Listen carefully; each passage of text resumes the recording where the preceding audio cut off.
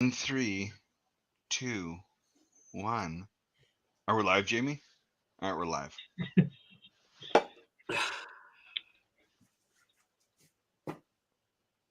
I'm so ready for vacation. Okay, so what is your shirt, Devin, first of all, because you're going to fucking sit there and puff that thing out. What is it?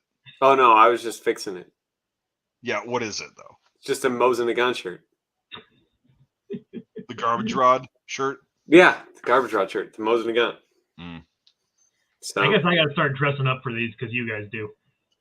I mean, I'm just wearing a T-shirt. This is what I wore to work today. You can even see where right there, a little leftover bit of my lunch. And I've literally been wearing this hat all fucking day, and I just like this. I would have been wearing it, but it's a little bit warm today, so. Well, I mean, that cotton herringbone fabric, too, once you, like, wear it a little bit, it's pretty nice. Well, so the jacket I have on is actually sateen fabric. Oh. It's like, because they were made in HBT and sateen. Yeah. And this is a lot more comfortable, but it's still like, yeah. I like cotton. Cotton's pretty hard to beat.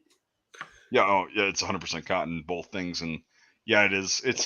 I mean, people are like, in the comments are like, why don't you just wear wool? And I'm like, well, in the summer, it's heavy. Yeah. Although, like, when you start sweating hardcore, it keeps you warm. It also, I don't think people that haven't worn wool, like, outside or, like, camping or anything for more than 2 days don't realize the, like, wet dog smell you get after you've been wearing it for a little while. And, like, wool starts... Wet dog smell, like... Yeah. We're talking, like, ball juice smell. Yeah, like, it's like the sweat and the water and everything that, like, build up into it, and then it never goes away no matter how dry you get that uniform again. It's bad. Yeah. That's pretty hard to beat, and I tell people that. I'm like, it's good, wool's great, it's fine, but, like, I don't want to be wearing, like, what most of these people were fighting the world wars in like, August. Right, and cotton is, like, it's got its drawbacks. Like, yeah, once it gets wet, it takes a while for it to dry. But then they're like, well, nylon and, poly blends, they dry faster. I'm like, yeah, but you can't fucking breathe in them. That's fair. You ever had prickly heat? Yeah, well, you get that with fucking synthetic blends. True. And there's a reason why wool was worn for so long and why it was, well, it's an incredibly durable fabric. It's entirely renewable. It's hypoallergenic, antimicrobial, fire retardant, keeps you warm when entirely soaking wet. And that is actually why a lot of wool uniforms were used for so long, is because they will keep you warm even when it's wet. Right. And the thing is, like, weight-wise, they're heavy when they get wet. They're incredibly heavy. It's like, not that there wasn't more practical fabrics they could use, because there was. Linen and muslin and everything has been around since, like, exactly. recorded history.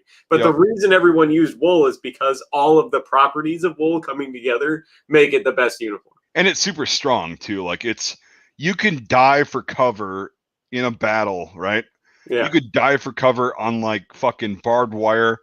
It might fray the outside of the wool, but it's, it's not going to tear it. Like cotton, yeah, you dive on barbed wire, you're going to get hurt. Yeah. And so wool, it's like the drawbacks versus, the pros and cons.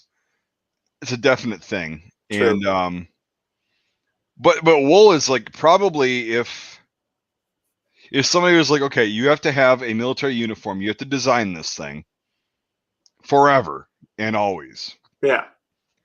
What's it going to be made out of? What pattern is it going to be? Like, camouflage or color or whatever. And you could make a wool shirt out of not necessarily like the old school, like heavy wool, like a serge wool. Okay. Yeah. Like the 100%. But like you can do like what the Finns did, where they did like the 70-30 blend. No. I'm talking like the weave itself. Yeah. Not the material. Like you could do 100% wool and a serge wool, like the US M37 field shirt, right? It's serge wool. It's very tightly woven. It's woven and made like cotton would be. Yeah. It's thinner or whatever, but it's stronger. It's when you sweat, it has the cooling effect a lot more than cotton does. Because it's thicker and it's moisture wicking. Right. And the only drawback I think would be it's itchy. Yeah, I was gonna say that's the one thing that everyone's like, I can't wear wool because it itches. Well, we have Under Armour now and shit like that, you know, where you can like wear a very thin layer underneath the shirt. Yeah. To mitigate that. Okay. Fair. Or how about this? Just do what everyone else did and suck it up, you wuss. After a while, it just like all your natural oils and everything will mat down all those fibers. And the reason wool itches is actually because they didn't wash it super good. And it's the chemical that is on the wool fibers, and it's called lanolin, and it is a skin irritant. That's why it itches a lot. But it also makes your skin very soft. The cool thing about it is you really can't wash that off wool and maintain all of wool's properties. Right. So well, it's water resistant. Yeah, lanolin. I've actually used lanolin like it's in a lot of lotions and stuff like that. Yeah, because it's a natural like. When back in the day, everybody, you know, the whole like argument that I've had, like the weird thing of like, oh, your skin is so soft, you must not have worked much, you know. Well, for different reasons, but like back in the day, that was a thing for like sheep shearers. Yeah. When they'd be working with wool all day, shearing the sheep, and their hands would be completely soft and just excellent. Because they're just covered in lanolin. They're working their ass off. Yeah. You know, it's a lot of work. But it's like, their skin was so soft because lanolin, if it's directly applied to you, like not with the wool, but it's like, you know, it's an oil, you know, based kind of compound that gets on you, it's going to soften your skin up. True. It's the same thing like people that were like leather workers and, you know, tanners and stuff like that. Their hands were always real soft too for the same reason because of just all the leather preservatives and crap. Yeah. I don't know about you, but being a tanner, like back even all the way to like the medieval times, there's a reason why there's not that many of them left on Earth. And it's because it's a really hard, shitty fucking job. Oh, yeah. So, you know, and I can't believe people would say, well, their skin doesn't have, you know, calluses on it. They must not work. Well, that's the funny thing. Yeah, but it's whatever. We've got 23 fucking viewers. Well, we started early too. We did. Yeah. People are just like getting their kids and stuff, and I don't know how good it's going to be. So many people are. I don't know about you, but I'm glad I got home when I did because fuck people driving to the north right now because of Memorial Day and shit. Yeah, so, and that's another thing too. Yeah, it's going to be that Memorial Day weekend. So everyone that was going to be like the most viewers we probably would have got would have been yesterday before everyone left. Well, maybe. So many people are already gone. They got Friday, Saturday, Sunday off. So people are going up to the Great White North for Memorial Day. Yeah, they're going to, eat wieners and play in the boats and all that other good stuff. These fuckers from the cities, like here in Minneapolis and St. Paul, they have cabins up near me, and you know they have cabins that they go to. Dude, I know all about that because up in northern Idaho, celebrities have a lot of cabins up there. Yeah, and so yeah, we get that all the time to where it's like certain times of the year, and it's like the rich and famous people are coming out here to be normal folk. Well, I thought that's because they all went up there because that's where all the Nazis are in Idaho. That's a legend. You ever heard of Ruby Ridge? You ever heard of Ruby Ridge? Let me tell you something about Ruby Ridge. I didn't even know about that until years later. When I never even. Yeah, didn't they all move out of Idaho? Wasn't there a bunch of them up in Idaho and they all left not too long ago? Well, here's the thing. Like, I live in the capital, like Boise, and then like everything outside of Boise, there's just nothing worth even thinking about. Yeah. So like that, and they were like up, I think by Sandpoint or something, like which is like way the hell up. Way up there, yeah. Yeah, and it's like, okay, no one gives a shit about anything outside of Boise. So it is the people that live here, like. People ask me like, oh, what's Idaho like? Oh, it's great, you know, in Boise and stuff. Okay, well, like, are there things to do outside of the city? Like, I don't fucking know. I mean, you could be a Nazi and go live in North Idaho. I mean, yeah, but like, I don't know what's out there. So when I heard about that, I was like, I've never even heard of this. Yeah, I heard they moved out to like Missouri or Nebraska or something like that. Yeah. More tornadoes. Excellent. They just wanted to centralize. So, well. Yeah, because people are going to be watching this after the fact. Let's get started. On the topic of Nazis. Where are they? I can't see them. Speaking of Nazis, let's talk about what we're working on now. Yeah. So, you wanna hit it off, Mike, or do you want me to hit it off? Yes, Mike. Let's hear about this movie you wrote and are directing. Okay, so I'm not fucking directing it. I know it's a joke. Mike, go ahead, Mike. No, I was gonna just insult Devin for about 10 minutes, but that's gonna be way too time. So yeah, like okay. So go ahead. We'll pick out from the last stream we had with talking about Brander and everything. So right. But before getting into that, speaking of you said Mike's directing. Mike B is not directing, but he is going to be on set as a consultant, and he is going to be consulting with all of the actors and myself included to make this as authentic as possible. So that is pretty freaking cool, I think. He's going to be one of many advisors there. However, since we last talked about my short film Reveille that I'm making, which is based on a chapter in Audie Murphy's book To Hell and Back about Audie Murphy and his squad ambushing a German squad and then wondering what the hell should we do now after we've wounded these guys and they've surrendered.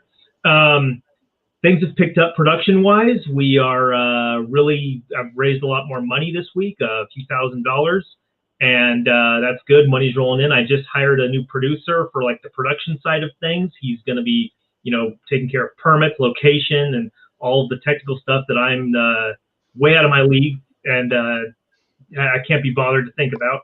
And then I've talked to more actors. They're getting ready for June when I come see them. And pretty much almost on a daily basis, Mike and I have been shooting the shit back and forth about little details here and there about things what certain characters will have. And I've been buying some of those things, such as medals that like some of the Germans will have on their uniforms, which is really cool. And I've just been getting in touch with more people. Got a few grants lined up. I'm going to be applying for a grant here soon. For camera equipment from Panavision and just more stuff. My crew that's back in LA, the scouting locations for me, we have about, I think, 7 locations lined up that a lot of them look very similar to the cave, the actual cave. And so we're really taking all that into consideration. And one cool thing that dawned on me recently, when I was talking to my producer about it, he took pictures of this location that we found that looked pretty good. And but you could see like little bits of civilization way off in the distance, like towns and stuff. And he was saying, well, we can easily paint that out digitally. And I said, well, what if actually instead of painting it out, because at the real location, it was flanked by 2 towns, San Pietro and Mignano. So you would have seen both of these from their hill they were on. And so what if we could like alter those digitally to actually look like the towns? Yeah. Like you see like little like specks of stucco and red and stuff like that those Italian buildings would have had, and I have pictures of those towns anyway, and so it's like, what if we can actually do that? And it was like nerdgasm right there, it was like, oh my god, that would be so fucking cool. So we got that. We're thinking about that in terms of digital enhancement and stuff like that, and I know tons of digital effects people that can seamlessly do that. So yeah, it's really picking up every day, every week now. So the ball is rolling. There's no stopping it now. Yeah, and that's the best thing. And like you were also talking about, so we're talking about the artillery. And that was the last thing you and I were talking about.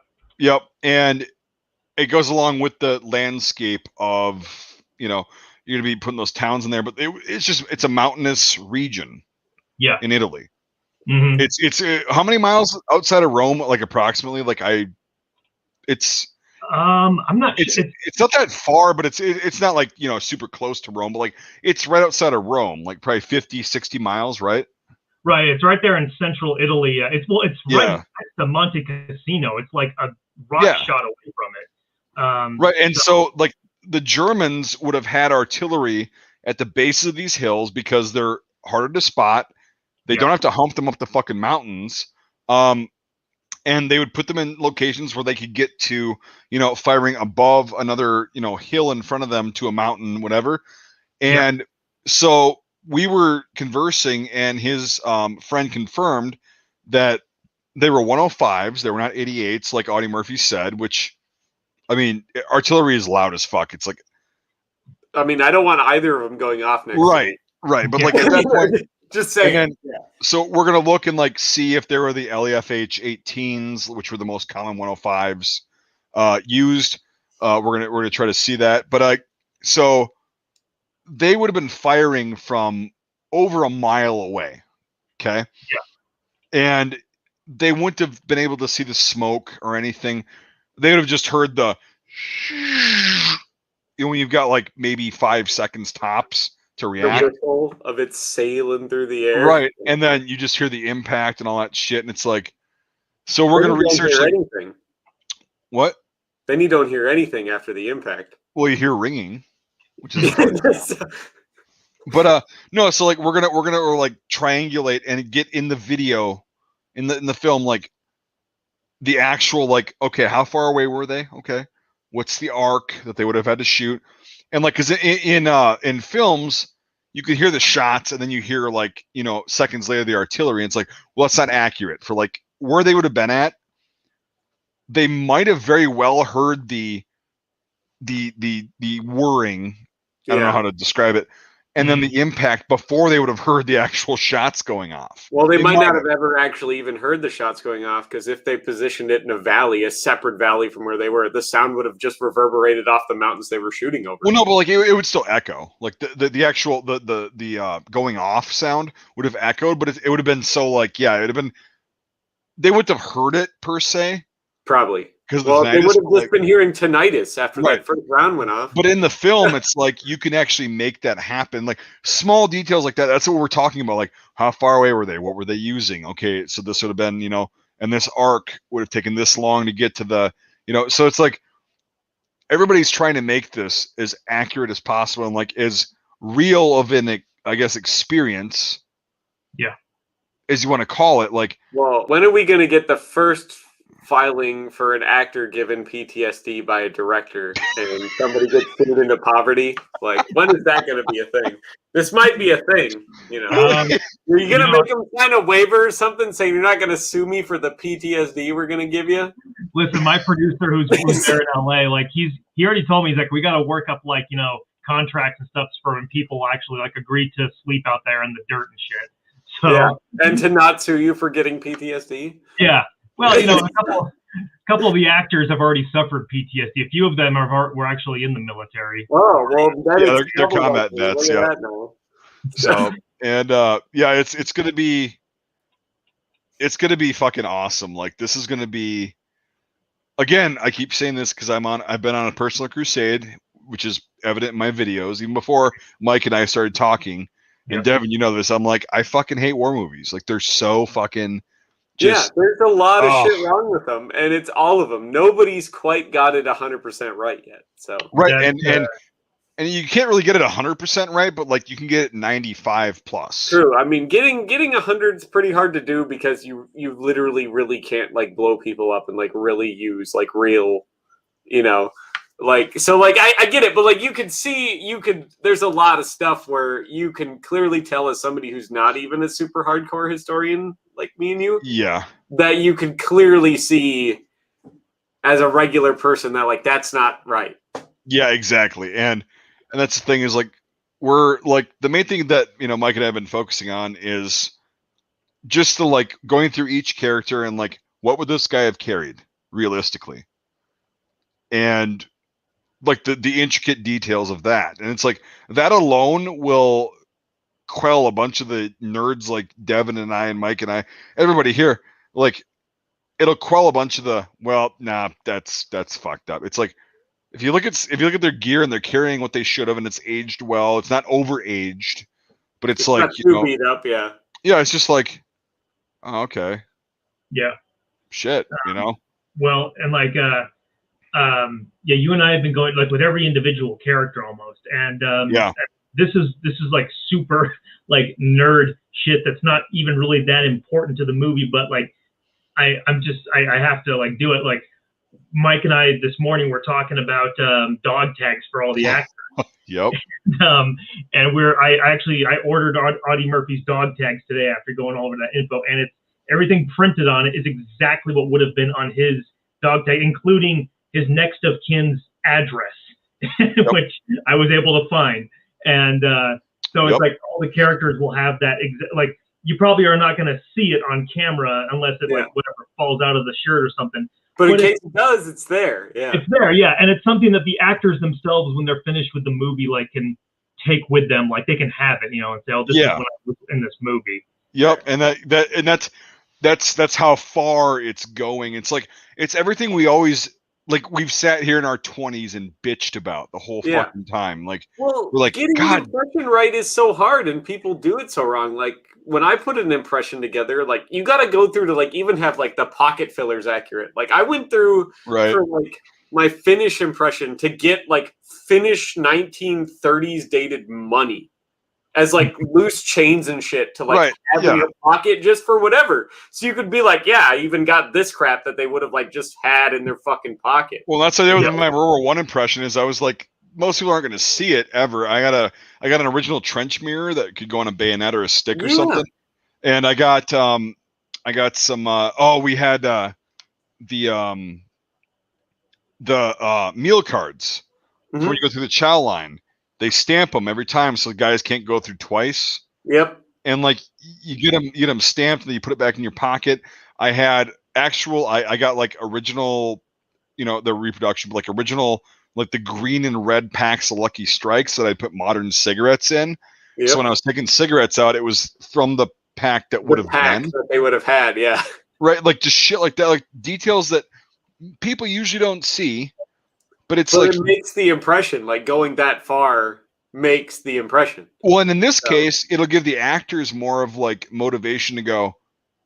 It's a personal connection. So I am this guy.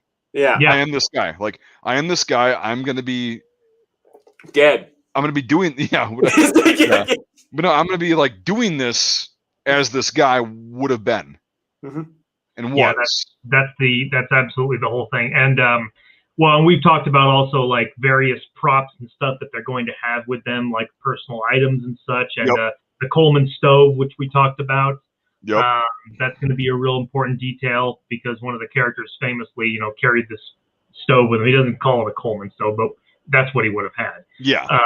Yeah. And then like some of the mess kit that we've talked about and everything like that. I have started like getting books that they would have carried that GIs would have had, like correct, actually published during that time. I have one right here. This is 1937 edition of The Man Without a Country. So that's going to be like you'll be able to see that off to the side, like in the cave. Just everything, like every little bit of it, has to be like. You still get Lord of the Rings. Yeah, Lord of the Rings. Oh God, that'd be great. 1937, man. 1937. Yeah. True, yeah. But hey, no, it's no, but like, yeah, and that's why like it's gonna be fucking awesome. It's gonna be great. It's gonna be like this is gonna take. I think you're gonna get a lot of flack, and here's why.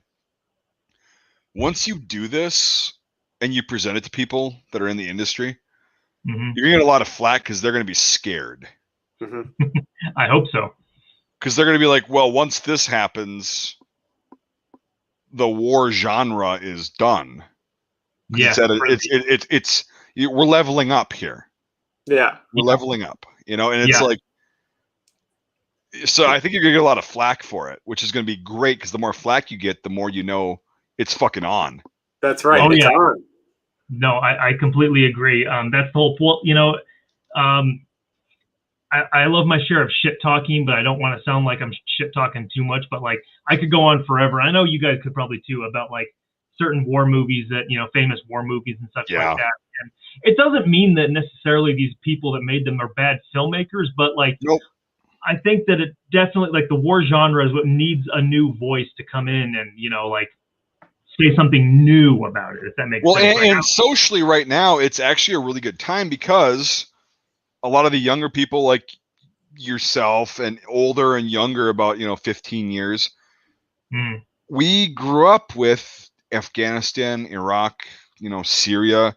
We grew up with nothing but war, and it's like, well, it's not good. Like we've seen it. We can go on Live Leak and see what war is actually like and not just what the news is feeding us and whatever. Right. And it started in Vietnam, I know that, but like nowadays it's so graphic. Like you you could watch somebody get beheaded and it's fucked up. It's like, Well, oh my God. We've all watched that video of the people and the like camera news people getting beheaded on Al Jazeera. And I watched that one video and I was like done with that. I'm like, nope. But you know what I'm saying? Like it's gotten to the point where people are kind of like numb to the old school like war movie where it's like, oh, whatever. It's like, okay, blood and guts. Yeah, we've seen that on Live Leak. We've seen that on. It's not like real though. Right. But this whole film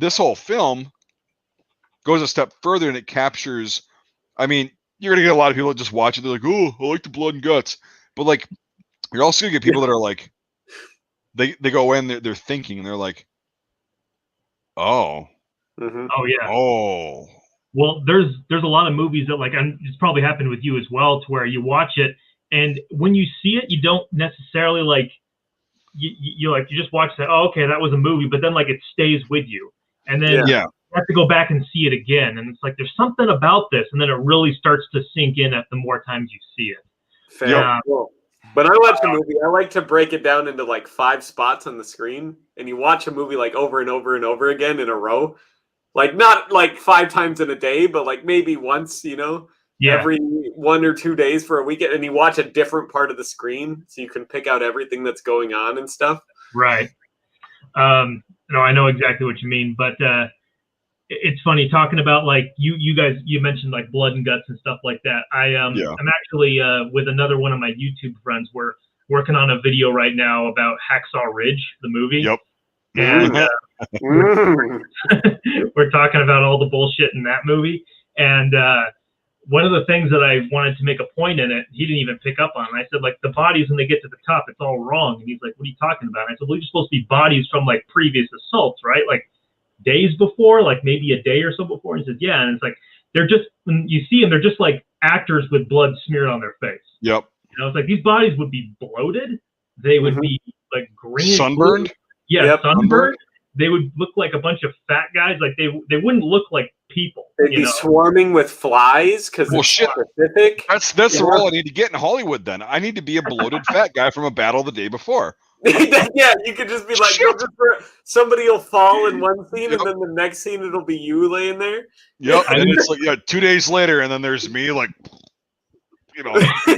buffing out the double, triple chin. Yeah. I didn't want to say anything, but I was thinking that too. No, but right, hey, gotta pay the bills somehow. Yeah, but that's one thing I was noting. I was like, the bodies, it doesn't look right, and then like you see guts and stuff hanging out, and it's like we're all desensitized to that. It's not shocking anymore. Like I think I've told you this before, but I'm a big proponent of less is more, and the more reserved. You pull back and stuff like that. The more impactful it's going to be. And like talking about this movie, there's a sequence in the movie where a man gets shot. Well, where a bunch of people get shot, but specifically one of these soldiers, when they get shot, he gets shot right through the face and he gets shot through the jaw, and he falls down. And then eventually he starts to get up, and we see the damage that's happening. And part of his jaw is like hanging off. Like hanging, yeah. Right. And the point of this, not to be gratuitous.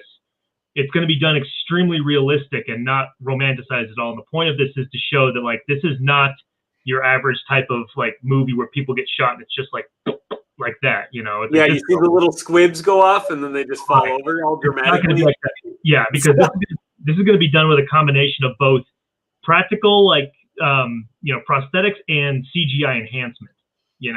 Because it's gonna be like a wound that you usually never see that type of thing in a movie where like someone's face is deformed from it. It's really hard to do for one, and it grosses people out a lot, so they don't like to do it. So yeah, it's not well, and the person it happens to, he's like 17 years old.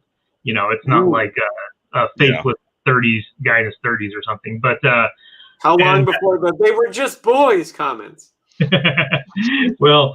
The whole point of with his character and his friend in the movie, they're Germans, and it's supposed to be like these guys are kind of fresh, like Hitler Youth type guys. So, but like they're not. It's not like everyone in the squad is like Arthur is supposed to be like mid-20s, and the squad leader is like in his 50s. But for that, just that character and his friend, they're like really young. But with that whole thing with the, someone getting shot through the face, it's not to be gratuitous, but to really like show you that this movie, basically, it's not like, it's not like it's not here to fuck around. Basically, this is like a really raw depiction of what it would be. Fair. Yep. And it doesn't last that long either, like you were saying. Like it's the combat itself is seconds, maybe less than 10 seconds tops. Yeah. And then you see the aftermath, and the other wounds are going to be like nasty, but like not that nasty. Well, they're covered with clothes most of the time. Yeah, we don't want people to start walking out of the theater because they're going to be sick, right? No, well, it's not going to be. I mean, that'd be cool. That'd be cool if you do that, but yeah. The thing is, though, like I say, it's not going to be really gratuitous. There is gore in this movie, in terms of, but like it's not like in your face. No, it's applicable too. It's like this is what would have happened if you took a fucking 30-06 to the jaw from the side. This is what happens, right? And you happen to be unfortunate enough to be alive still. Well, that's how you're going to look. And then the rest of it's like, how's he going to eat though? You can't eat when you're dead. How is he going to be dead? He just got shot through the jaw. That's not going to kill you. To be more specific, what happens is how the scene plays out after the ambush happens, and that's when he gets hit through the jaw. He's on the ground, and the Americans are coming up after the ambush, and he looks up and makes eye contact with one of them, and then the guy shoots him. Okay, that makes sense. Yeah. Because the American guy goes, "Well, you're fucked. Like, you're dead." Yeah. Yeah. And but I just saw someone here in the comments say, "What movie are we talking about?" And the movie we are talking about is a film I am working on called Reveille. It is a short. I'll post a link. Yeah, post a link to the website. Yep. It is a short film based on a chapter in Audie Murphy's book To Hell and Back, and it's about 30. It's going to be about 30 minutes long. It's a short film, and but the whole point of it is to be a very raw, unapologetic, realistic depiction of combat, and unbiased too. It's unbiased. Completely unbiased. It's nobody's the good guys, nobody's the bad guys. It is what it is. To me, in California, that sounds like he's a Nazi sympathizer, and he's from Idaho, which is where the Nazis are from. I mean, so like we're getting into some terrible stuff. No, yeah, look at that. He's got a terrible German. No, I'm just kidding. Well, I have a huge Iron Cross. Well, it's actually a Teutonic Cross on my shoulder, but so when I was go ahead, Mike. I was just saying I got it in a less conspicuous place, like your fucking dumbass did. I wanted to get it on my hand originally. Man. But it's actually funny. When I was in LA, I had a couple of people, say like, "What's up with that?" And they see this and like, and I remember at school, like someone said, "Oh yeah, someone said that you're a big Nazi guy." Yeah. Right, yeah, Nazi, you're a skinhead, like, or something like that. Yeah. And I was like, "You do know my roommate is black, right?" Like, one of my best friends that I lived with. For like, oh no, my friend shaved my hair in my sleep. Oh no, yeah. But it was like, you do know, like the guy, because I had a clique of people that I hung out with, and we all lived together, going to school. And it's like, you do know I live with a black guy and a Jewish guy, right? That's a pretty good cover up. Yeah. Pretty good cover up, yeah. So really quick before, like, Dick Richards, I don't know why you're getting mad. Like, you seem like you're getting mad. I was just saying, like, if you get shot in the jaw from one side through the other and it blows your entire lower jaw off in a combat zone, you're probably fucked. In 1943, like, you're not getting back up. Right. Like, you're gonna bleed out, and like you're gonna go back to the hospital. They're gonna be like, "Well, we can't do anything, and we'll just make him comfortable." Like, well, I'm not trying to. We're not getting personal with you. I'm okay. You said you've been shot in the head. That's okay. That sucks. But like, I think he's just trying to get a rise out of you, Mike. No, he's not. He's not. But he's getting worked out. I just want to make sure, like, hey, he's a subscriber, so I just want to be completely clear. Like, I'm not trying to compare it with anything you went through, but I'm saying you get hit through the fucking jaw. Again, like I said, in 43 as a German in Italy, that's a death. You're done. Like, you're done. And if I can elaborate a bit on it, actually, because this is a true story. Like I say, if you've read the book To Hell and Back, However, the part with the jaw getting shot, the German's jaw getting shot off, is it's slightly my own invention, but it's actually in the book later. It doesn't happen at this specific moment in the book. I took that moment that's in his book later, which is in France, and I moved it to this part because I thought it was important for the overall theme. But basically, it did happen that way, but Audie Murphy was the guy who came across him after shooting at this position. He came up, and there was a German soldier with his jaw, like, he says, he calls it his half mouth, but he's not specific if it's actually like hanging off or it's completely off. But he says he makes eye contact with this kid whose jaw has been shot off, and he tries to say something to him, and like jets of blood, he says arterial jets of blood spurted from his mouth, and he said at that point there was nothing I could do for him, so I just shot him. Yep, and that's at that point when you're in a war, when you're in a combat zone, you're in combat. That's probably the best option because, like, you're fucked at that point. Like, you're done. Right. Oh, Dick Richards just replied. Yeah, I know. I see that. But, like, I just wanted to make damn sure because, like, it sounds like he was, like, kind of taking it personally. And, like, it's not what this is about. You nail on the head, your Mesto saying that Jaw German was in trouble. I apologize. No, it's fine. It's just, like, that's... When I said he's fucked, I'm not just saying like, oh, he's fucked. Like you get shot in the head, you're fucked. No, there's scenarios where people have been shot in the head, even in the Second World War and the First World War, where they lived just fine. Yeah. Yeah, miraculously, it's like whatever. But like this specific wound that is going to be portrayed in the film is like it's fatal. Like even with medical attention, even nowadays, they'd probably be like, well, yeah. Well, and one of the main themes in this movie is like, when is it okay to kill and when it is not? And right. Yep. In this moment where this character in my movie, in my movie, Murphy is not the one who shoots this guy with the blown up jaw. This character named Roe does, and he does it. And when he does it, Murphy was kind of off to the side. He says, you know, what are you doing? I told you to cease fire, because that's right after they open. He's like, what are you doing? I told you to cease fire. Yep. And the guy looks over at him and he goes, his face was blown off. What am I supposed to do? That's kind of what his response is. So it goes with the theme of like, okay, when is it okay to like treat someone, and when is it okay to just like put someone out of their misery? Yeah, and that's a huge theme. That goes back to what I was saying about like the blood and gore, like whatever it is, what it is. But like this one is going to make you think and go, oh Jesus, what would I do in that situation? Jeez. Yeah. Yeah, like what do you do? Yeah. No, you're good, Dick Richards. Don't worry.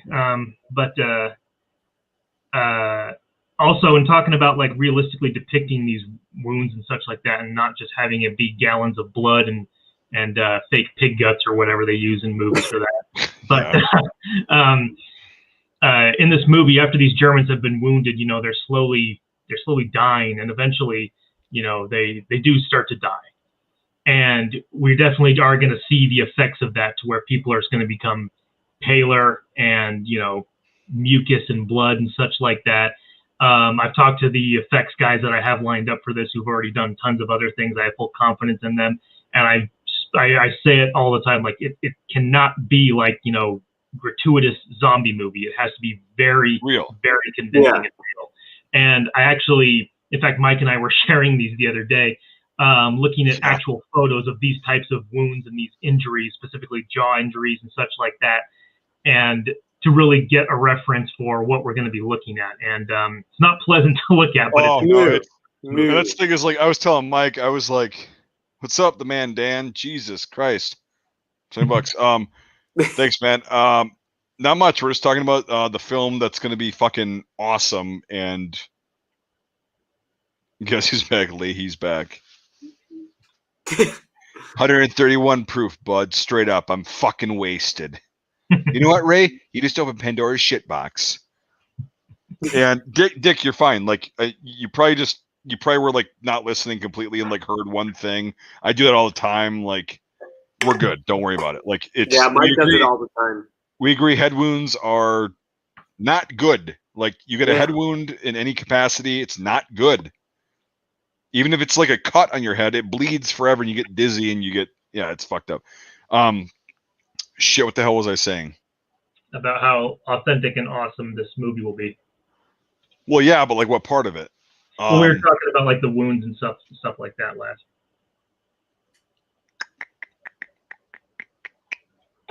Shit, I think I lost my train of thought. That's all good. But yeah, basically is that, it is a short film. It is like half an hour. And thankfully, because of that runtime and right. the fact that it's not like, it doesn't take place, it doesn't have like a million fucking things happening in it. It's just focused on this one event. We're going to hone in on every detail possible in every department, from costumes to the actors. The guy I got playing Murphy looks a lot like him, by the way. And yeah, oh yeah, yeah. And he was also in the military before becoming an actor, but which is good because he needs to have that leadership mentality inside of him. And yeah, it's just everything. Mike and like I said, Mike and I almost talk on a daily basis about these details. And should we mention the grenades? We'll cover that at a later time because I want to wait till they're actually here. Okay, that makes sense. Yeah, and it's when I could show them, and we've got some awesome grenades. Mm-hmm. Something you usually don't see in movies, the correct type. And that's the thing with a lot of these. One second. Last time we were doing this, we were talking about the character Brander. Brander is the German squad leader in his 50s who was a World War I veteran. And we talked about how he would have the Iron Cross second class from the First War on his uniform. And this is it right here. I have it. It says 1939 on it. Well, it's because he would have been awarded the Iron Cross second class in the First World War and then gotten it again in the Second World War. Right, yep. That's what I mean. Yeah, but you can see it says 1939 on it and everything. So, and that's something usually with officers and such in war movies. They usually have just the red one from the regular Iron Cross. But this was actually indicate this black one that he was a World War from the First World War. Yeah, right. And he'll have his World War I wound badge on his uniform too. And he's also, so he's got 2 Iron Cross second classes. This guy knows what the fuck he's doing. He's a badass. Yeah, been around a while. Do you think he ever said at some point, "This ain't my first World War"? This ain't my first war. It's interesting though. This sort of stuff, like I said, I love less is more, and it never says he never says in the movie I fought in the First War. There's never any cheesy dialogue where he says that. Yeah, the people that know it are gonna know it. That's it. Right, and they see it oh damn, But in fact, Mike, I was actually thinking about the other day, if I get enough money, I should hire some people to do a making of while we're making this, because I think a lot of these details are going to go probably unnoticed, right down to some of the digital backgrounds we were talking about with the towns and stuff like that. Well, but do you want people to fucking rip off your strategy? Don't let them do that. Yeah, I don't know. Because remember, what if Hollywood doesn't hate him so much and they'd be like, you know what? Maybe we should do everything this guy did, but make it into a 2.5-hour movie. And, without him. Yeah, without him, yeah. And his little crew of ghoulish fucking weirdos from all over the world. But we do need more bloated body-looking people. So Mike gets to stay. Touche. Touche. I'll give you that. I just want it to be noticed that we're really going into detail about this. And also, do you want to talk about your friend Jorg? Yeah, so Jorg has been on my stream a few times. Jorg is a friend. He grew up in East Germany, but what is now Leipzig. He grew up in a suburb or kind of area of that. Not really a suburb, but in the outside area of Leipzig. And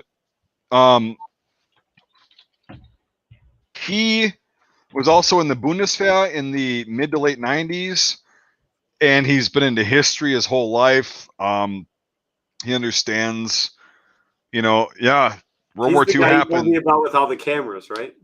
Yes. So he also does very original filmography. He knows how to direct original films, which he did with the "Don't Do It Again" soldier thing that I posted on an original camera and all that shit. So anyway, but he also knows, being from Saxony, he knows the original slang and the accents and the dialects that different Germans would have if they're. It's like the U.S. So from a different part of the U.S., they're going to say different things. They're going to talk, with a weird accent. It's the same thing in Germany, but he knows that from the First World War, the Second World War. He knows that, and he's going to be a technical advisor on the history of this unit. He's the one that's going to be trying to find the original names of these guys that died that day, the Germans, because the unit and everything. We know where it happened. He just has to go to the archives and figure it out. So he's also going to be an advisor on how a German soldier has and does act. It's very different than a U.S. or Canadian soldier. It's very different. The drill and ceremony, their discipline. I mean, now I guess people are like, oh, the Bundeswehr is a bunch of pussies, but I don't know. But so when he was in the 90s, it was still, you're in the German army, like fucking, it's a thing. And so he can advise on that. He knows how to do drill and ceremony. He knows how to do the discipline. He knows how to do watch, we call fire guard or, whatever, watch at night. And so he's got the complete German side as far as like the minute details. He doesn't know about the uniforms as much per se, but he's got like the overall, the kind of the demeanor. Between macro and micro level details of like the accents and shit down, and just the overall like bearing of the German soldier. And so he's going to be at least remotely advising, at least. And if he can we can raise enough cash, and he's got the time on set. But he's also going to be back in the EU around that time because he's part of the EU Parliament, which is fucking funny. Because he just got his citizenship, and he's still a member of the EU Parliament, which is fucking funny. But but anyway, he's going to be advising, and he's been a great help thus far. And he's also got friends too that are into the research, and they're like, hey, anytime we can get a German history story told correctly, we're gonna make it happen. Yeah, that was really one of my main goals with this, because for some of you guys who don't know, this film, it's based on the chapter in Murphy's memoir. However, it's altered a bit to where it focuses both on the German and American perspective. And the movie actually starts on the German squad that goes out and gets ambushed. It starts from their perspective, and then once they get ambushed, we switch to the American perspective, and from there it goes back and forth with them. Yeah, so it's balanced. Yeah. Yeah, it's balanced. But that's one thing that, like, because I've seen a few. There's a number of World War II short films on YouTube, and so you can find them. Mike. Yeah. You can find that anywhere, and it's like the whole point of this. I really did not want to do an Americanized, like, German perspective. I wanted people who are actually from Germany, and specifically from Germany into German history from the war, like, to really get it. So again, it goes into that whole thing about everything has to be correct. And one of the last times Mike and I spoke, we got in terms of like a call like this, we got Jorg on the line. And at first I thought it was just gonna be like, oh, hey, how's it going? And then we started talking about the movie and stuff, and his friend Bernd was there. Yep. And it was this really old German guy with this heavy German accent. And then eventually, like, we started talking about it, and then he was like, wait a minute, so tell me more about this. And it's eventually, like, it was a 3-hour conversation where we were like pinpointing all this stuff about it that would be in it. Yeah, because he was like, yep, the 15th Panzergrenadier Division did not leave until late November of 1943. Yeah. And also the Hyman Goering Division was there present around that area, and I would go to research more. So Jorg's friend Bernd is from Braunschweig, which is like, they have like a regular German accent, but we were talking about that after the fact. Like, I was like, yeah, he goes, if you didn't notice, I have a fairly thick German accent. I'm like, yeah, like, I get that. Okay. Yeah. But and Jorg still has a pretty thick accent too. But we also know, like, if I were to live in Germany for 20 years, I could try the accent as much as possible. No, I don't speak German like, yeah, als ich ein Kind war, habe ich meinen Arm gebrochen. I don't do that shit. Like, actually try, like, you know, The American accent. Yeah, you Yeah, don't want to channel your inner Brad Pitt from Riverderci. But no, I'll be like, you know, the same sense. I would try speaking it like, ja, als ich ein Kind war, habe ich meinen Arm gebrochen. But however, they'd understand it like I understand both of them, but it's still an American accent. Like it's still, it's not German because I didn't grow up. I'm not a native speaker. I don't use that part of my body to speak it. So it was fine. But like, that's also a thing with like Mike hiring actual German native speaking actors. Yeah. So that way they actually get the German correct. And then if we can find out where the original people were from, and even if we can't, we're going to figure out like, let's have some different dialects. Because like, it's like basically, you know, if I was an actor and you told me, well, your guy's from Tennessee, right? I'd be like, okay, I can practice that and mimic that, and I can get that for the, you know, whatever, or he's from Texas or, you know, whatever. It's not impossible for, you know, somebody that can do that. And so like with these German actors, because like he was saying for Autor, he said his, I mean, he goes, yeah, he's from Germany, but he's like, he's reading a script, isn't he? And I'm like, yes. And he goes, yes. So the thing us Germans do is when we read a script, we speak in Hochdeutsch, like the generic. And I'm like, so basically like the upper Midwest accent for news anchors. He goes, yes, we all do that. When we read a script, you know, for that. And he's like, it's fine. It's good because he's a native speaker, but he's like, and that's how it started. I'm like, so these guys would have very different dialects and different. And he's like, yeah, this word, he probably wouldn't have used that if he's from this region. And, you know, and that time because they were called, and I'm like, well, fuck, we gotta get in and talk to Mike. Yeah. And so we were talking about that. I'm like, okay, because I didn't even know that shit. And so we got on and we were talking about that, like different words that the slang terms that the Germans would have used in World War II versus, you know, just post-war or even like 15 years before. Like it was different in the 40s and late 30s. And so it's like we got into that and it was like a rabbit hole. And then his friend was like researching it was a fucking fun conversation, but it was also very involved. And I'm sitting there going, dude, my fucking brain is spinning. I'm at saturation level, but like I can't stop. Yep, fair. You know, like, you don't want to miss out on this opportunity that's already going on. Right. Yeah. So it was really cool. And like, that's the kind of shit that just, I don't think it really happens as much in like, you know, bigger productions.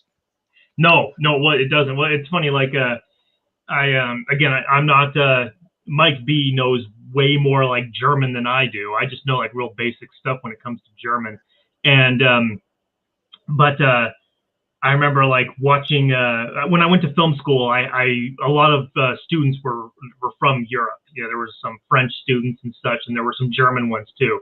And I remember like we were watching, I think it was Fury or something like that was on. And Mike gets up and leaves because I mentioned Fury. But I'm taking a piss and I'm muting my microphone because I didn't do that last time, and everybody was like, "Oh, we just heard Mike pissing on live stream." Awesome. We just heard Mike pissing. Like, oh yeah, that's the shit. But no, it was. I think it was Fury, if I remember right. And like, there was a terrible movie. Oh yeah, it's fucking awful. I hate it. But like, you could hear somewhat. You could part where like a German soldier was talking, and there was like, that's a fucking British accent that guy's using to speak German. Fair. Yeah.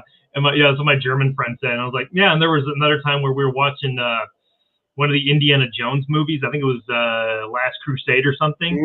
And like one of the Germans, and it goes, you know, like or something like that. And my friend was like, that's just fucking gibberish that he's saying. That's not even real words. Yeah. Oh gosh, but like, you know, that's what they have access to. Why pay to fly somebody out? You know, and I assume that they probably seem to think that if they do fly an actor out from a different movie to get an accent right, they're probably not going to understand English or take directions as well as somebody from here. Yeah, well, it also costs more money too. Exactly. Like, well, money is the thing that runs America. We all know that. So. Right, which is why you fuckers should donate. Like, I'll post the link one more time. Thank you, Mike. And I already have. So before you your funds for money. Well, before you say, well, which money where your mouth is, I already fucking have. So yes, Mike's donated you, so thank you. Yeah, but like, yeah, it's gonna get up there, and then with the grants and everything, we can get up there. And again, this is gonna be for you guys too. Like, it's you'll actually be able to watch a war film and learn something about it. Yeah, surprising. Instead right? of just like having it be, oh, it's here, the blood and guts, blah, World War II cheesy lines, honor and glory. I'm glad I could die for my country, blah, blah, blah. Like that. Oh God, that kind of shit. But Oh, man. Yeah. Well, the Indiegogo campaign, I'm gonna try and put it in demand where people can still donate to it, but it ends in 2 days. Ooh. The Indiegogo. So from after that, once the Indiegogo runs out, I'm gonna try to put it in demand to where people can still donate to it, but the website is probably going to be and that links to my PayPal is probably going to be another great way to donate after that. That's going to be the best option after the thing goes down. Okay. That or my address is also on the website, so like I've had a couple old people physically send me checks. Do you don't want somebody to just like wheelbarrow you a like 5-gallon pail full of pennies? There's $1. Right. Yeah. No, I got one hell of a change bucket going. It's starting to like indent into the floor because I hate change that much. So there's probably a couple $100 in there. Cash it out and throw it towards the film, man. Well, here's the thing. It's to the point where I'm not sure I can carry it down 3 flights of stairs. Oh, what a fucking... I've got fucking 100 and some pounds of lead wheel weights in a 5-gallon bucket out in the garage that my fat ass can carry. Yeah, so, but here's the thing. I don't want to take however long it's going to take me to move that bucket down 3 flights of stairs with like brakes. So my neighbors just see me almost breaking the handle on a 5-gallon bucket just full of pennies. You know, being like, "Hey, neighbor." So, you know, put it inside one of those. Put it inside those bottles that they use like for water coolers. Yeah, and just roll it down the stairs. That's true. I could do that. I could just throw it off the deck and spend 2 hours picking it up. That's true. Yeah. Does the staircase go like this? Like it's back and forth. Yeah. Okay, so it probably breaks through the rail once it. Yeah. You should do it, Devin. You should do it. You should do it. So. And then Devin gets like a couple buckets of it, smaller buckets, and go to the bank and cash it in. Devin, until you do that, you get no credit at all for promoting this video and having anything to do with it. So fair. Dick, like I appreciate that, but like. Well, you donated like $3. Yeah, it's Canadian dollars. That's not even real money. It looks like Monopoly money, even. Right, but no, I'm just kidding. I appreciate it. But no, if you want to donate for the movie, like just go do his direct link or the Indiegogo. It doesn't matter. Like, I'll probably be donating a good chunk of this. Again, shit. But also, I bought a bunch of spray paint and a bunch of other shit. Like. It's starting to even out because I'm getting like really obsessed with this, which is. Yeah, Mike is like second unit for me right now. He's got his own production going over there, making stuff for me. I've got it's. I mean, again, like this is I'll show you guys this. I took an Austrian mess kit that's in the M31 configuration that was pretty fucked up and beat up. It was a grade 2, right? So I took those off the site, and I spray painted it with Africa Core like tan, and I started beating the shit out of it. Like I need to do more work.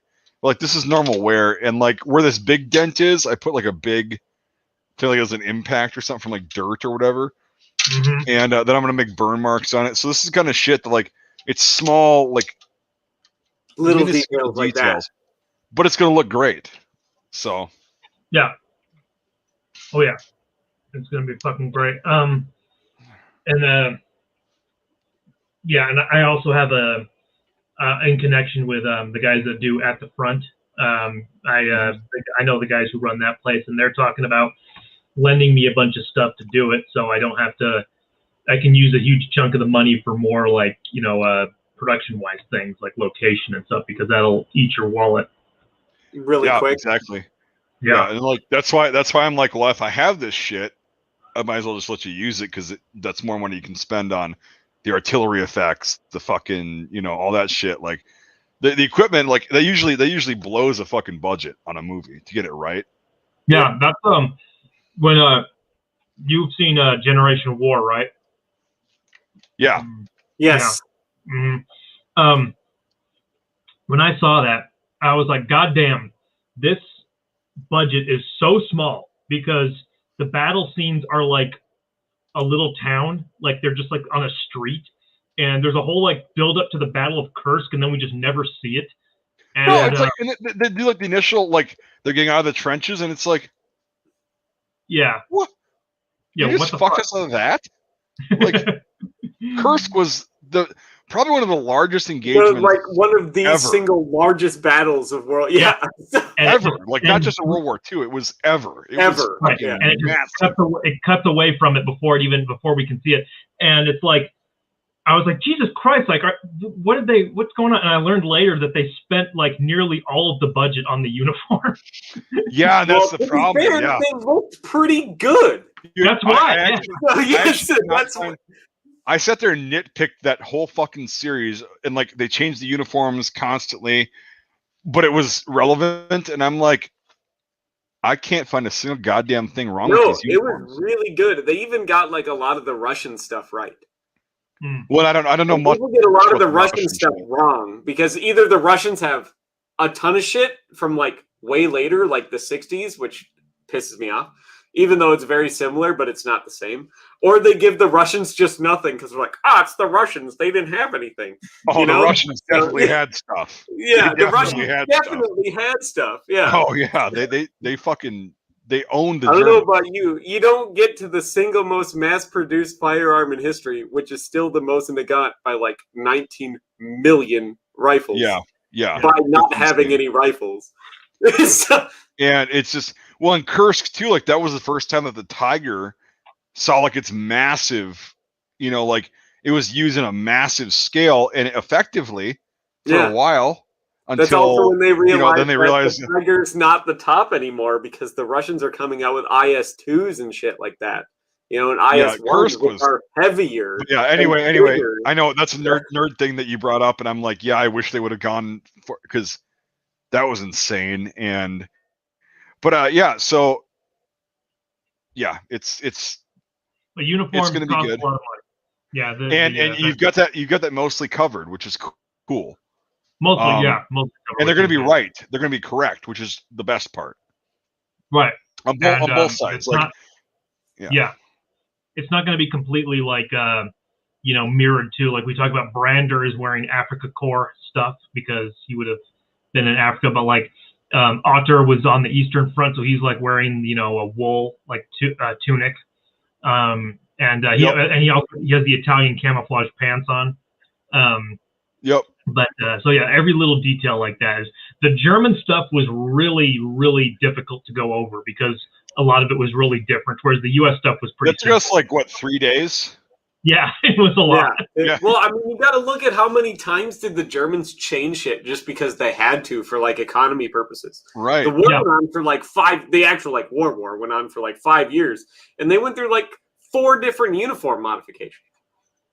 Yeah. Yeah. Well, yeah. And that's just basic uniform modifications. You get into like all the little nitpick because there's like later uniform modifications you could find where they still had like buttons from the earlier one, and they would just keep using the buttons until they would run out of buttons and move on to the new set of buttons.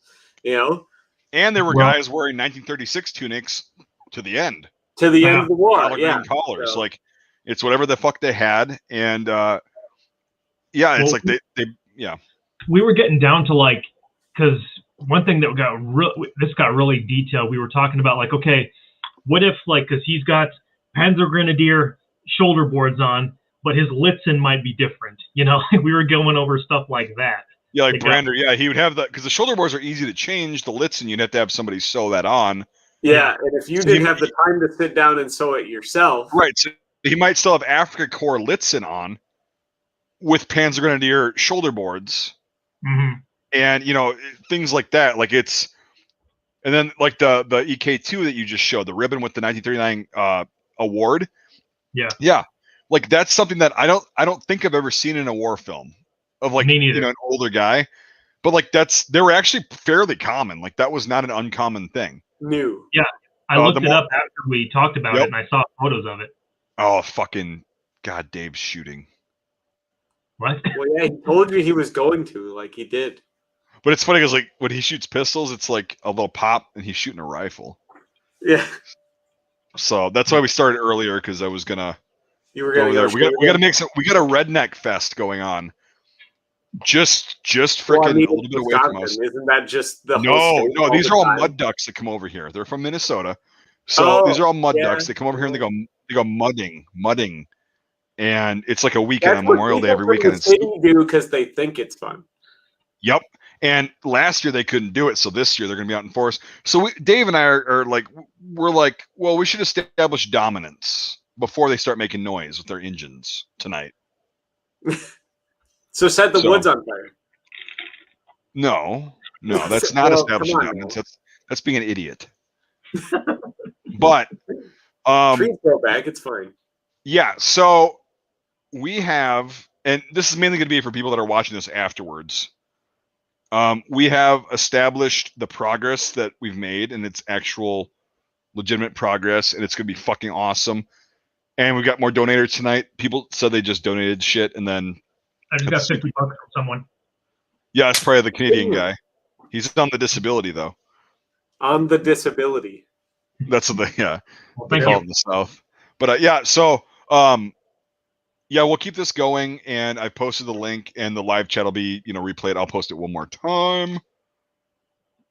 Yeah. Go there. It's up for 2 more days, and then we'll have to figure out like the direct PayPal link and all that shit, and we'll get that done. So next week we'll figure out what to talk about. But I just think it would be I thought it would be a great thing to just talk about the progress that's being made because of people donating money. And like you've got that EK. Show the other medals really quick. Show the other like badges that you were able to get from last week's live stream. Right.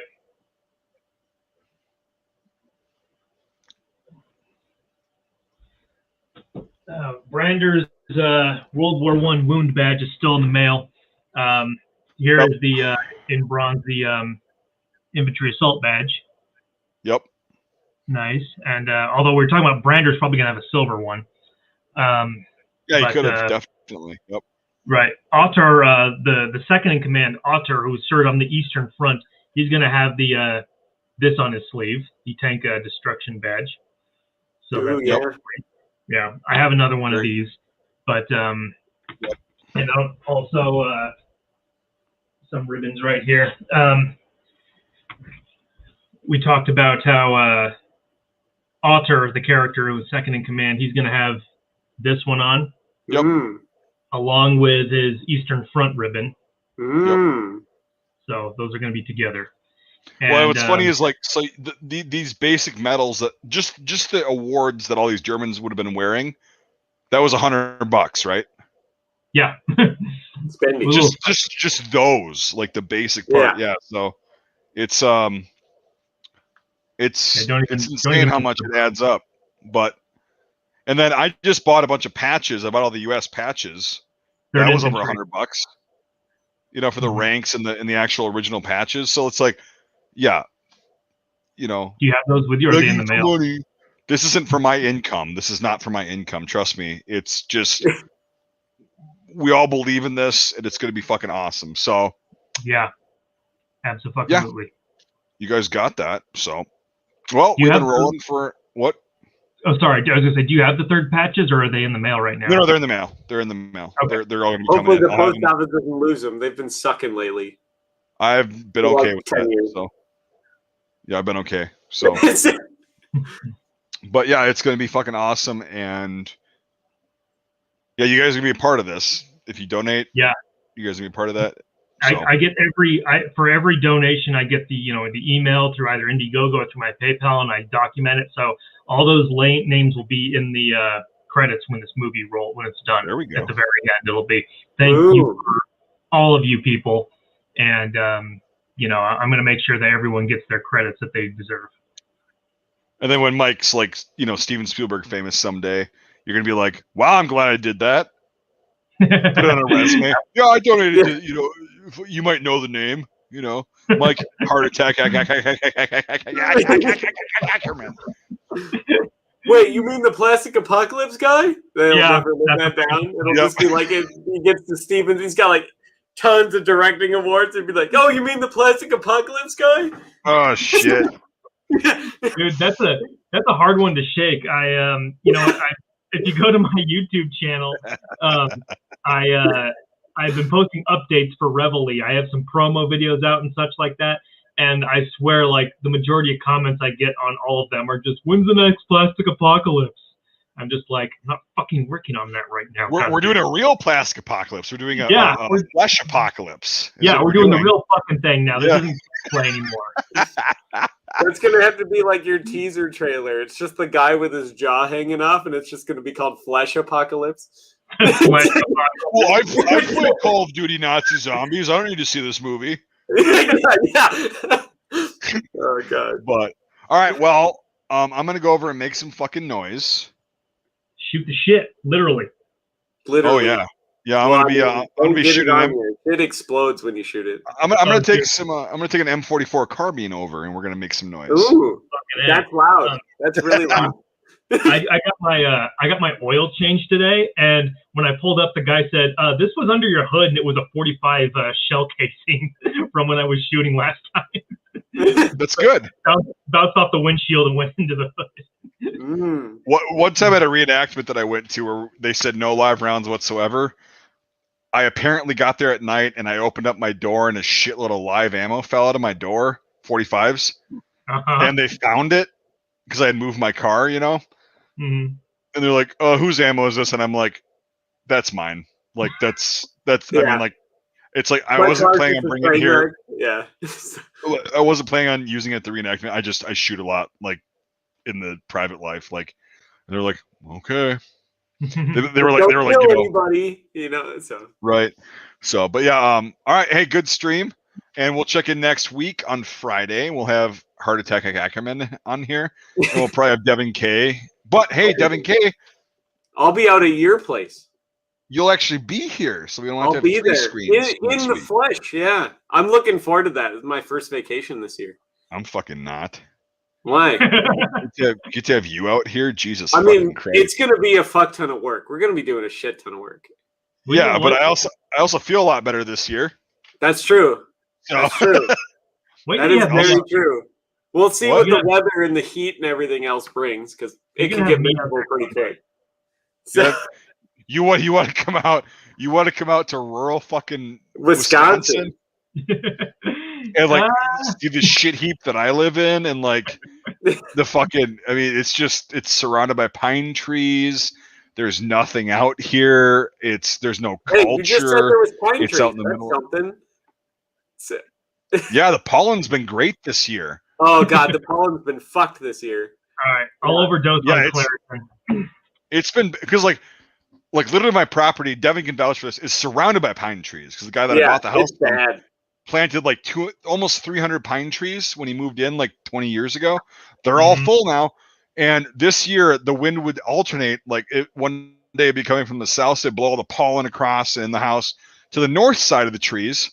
It would stick in there, and then the next day it was coming from like the northeast or northwest, and it would blow all the pollen. It just like escalated, and it was like, fuck it. It's still bad. Like I'm still hawking up fucking loogies. And my car is like it parks under a tree that does like the same thing. They just shit pollen. It's one of those like weird little like helicopter pedal fucking trees where they spin and the seeds fall. Maple. My car is like yellow.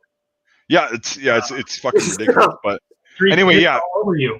We'll have you out here someday, and you can be very disappointed. Yeah, you can shoot a whole bunch of real gurns, eat some food and stuff. Go to Culver's. Oh shit! No, we got. We got to go to Culver's. We'll talk about Culver's next week when we go. Because we'll probably have it next week when we're on the stream. So, all right, everybody, thanks for watching. Again, one last time, here's the link, and you should donate to that short film. 2 days. Gonna be fucking awesome. Well, they can donate after that. They can donate afterwards, but yeah, 2 days until the Indiegogo is officially over. All right. Thank you for watching, everybody. Thank you for donating. Canadian guy, Dick Richards, and Dan the Man.